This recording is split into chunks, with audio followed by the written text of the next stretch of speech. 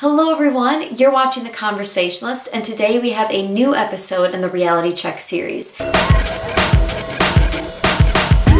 this series, we're talking to individuals who left stable positions in order to pursue ventures they felt would be more personally fulfilling and impactful in their communities. This is part 2 in our feature on McLaughlin, who is the founder of Stationary Astronauts, a philanthropic media and events company.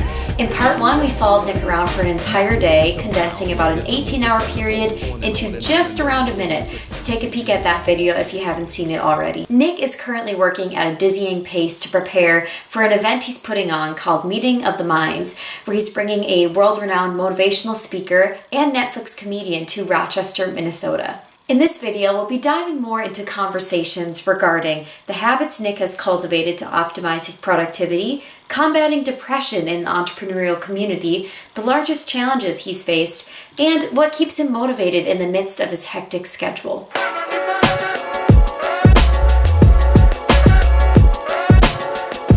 Nick has cultivated very specific habits to increase his productivity and combat the stress caused by his immense workload. I try to make as little decisions as possible early on in the day. That way I can maximize my decision making midday and throughout the day. He does not schedule any meetings or conversations prior to 10 a.m. He uses this chunk of time to designate to the most pressing matters for the day. Additionally, Nick has sort of a staple wardrobe he wears every day, and that is to avoid wasting any time deciding what clothes to pick out for that day. Just as he is very strategic with his time management, Nick pays close attention to his diet and sleep schedule because he understands these elements are paramount for optimizing his performance as an entrepreneur. So often your health gets put on the wayside, on the back burner. And that's something you see a lot of because with entrepreneurialism comes stress. Yep. Do you sleep? Yes, I have to.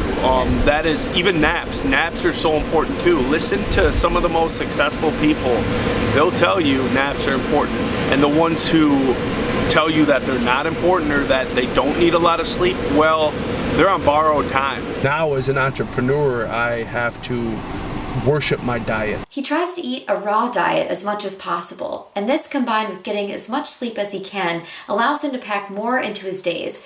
This leads us to his next tip.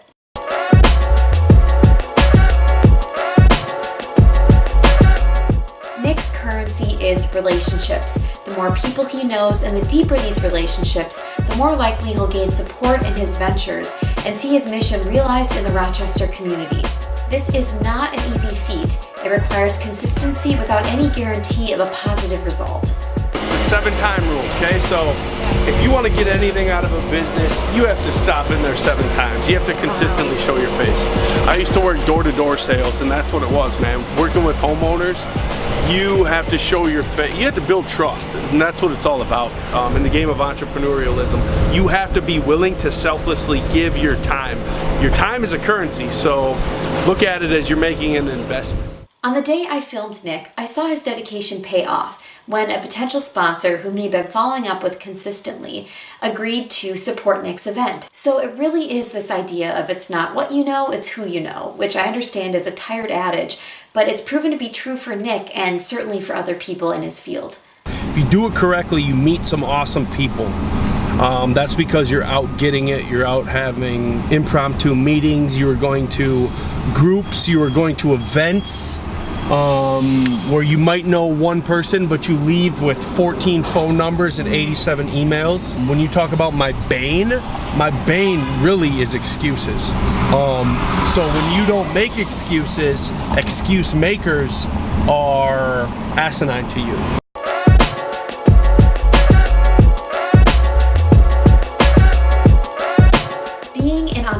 Is difficult. Even equipped with the tools to optimize one's time and expand one's network, many entrepreneurs struggle with mental and emotional health as a result of how much their identity and happiness are tied to professional performance. This is a phenomenon that Nick seeks to combat. We are fighting an epidemic. It is an epidemic that is riddled with cultural apathy.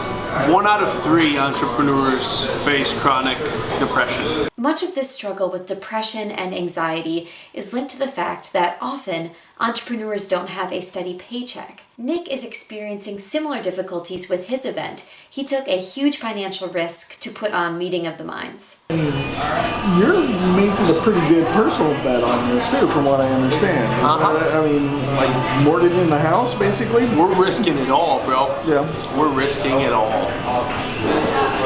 In fact, on the day I followed him, he said he needed to make 30 grand by the next week. Okay. So, big picture, make $30,000 by next week.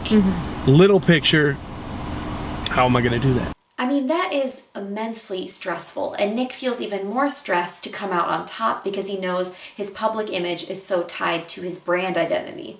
What do you think is your biggest fear at this point? Gosh, to be honest, I do care what people think about me. Really? Yeah, and that's like, wow. no, people will tell you. I wouldn't expect that. People will tell you I don't care what people think about me, and that's bullshit. They do, you know. But the thing is like, I have a lot riding on everything I do. So, and if I come up short, that's dangerous because when you take big risks, you don't just come up short, you come up really short. Yeah. Nick has said publicly that he expects to lose about $50,000 on this event. Even in spite of this loss, he considers it to be a success because of what it's doing for his company, but also for the Rochester community. Why is it so important to get these people in the community for you? Because I want them to realize their power within themselves.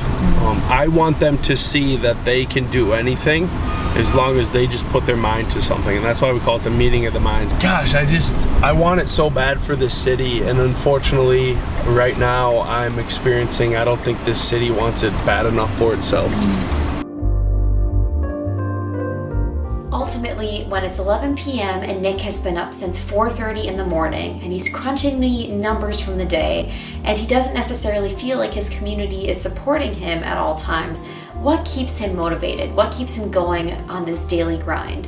What keeps you going? Legacy. Legacy? Legacy is the most important part. You can go make $1 million, but if you made that while making $100 million for the powers that be, what good are you? You're just a peon to them. I care about legacy. I care about my name being in stone for my family someday. I care so much though, like about getting this grind through while my daughter's young, very young. That way I can be worth something to her when she's 1.5, 2, 3, you know? I need to be able to be there for her, you know? Because I'm doing this for her. I'd be lying if I said I wasn't, you know? I'm doing this for her. No questions asked.